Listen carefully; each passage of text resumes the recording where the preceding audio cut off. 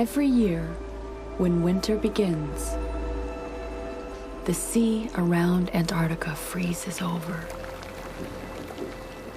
creating a vast platform of ice.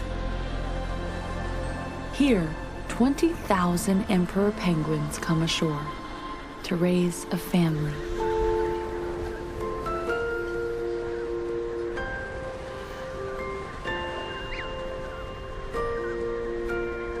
Emperor chicks are the only animals who grow up through the coldest, darkest winter on the planet.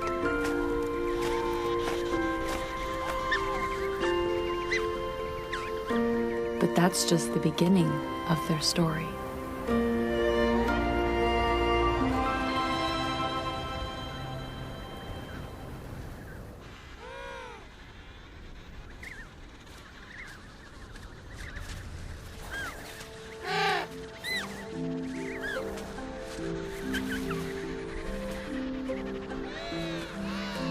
Winter's over, and this chick is now 5 months old.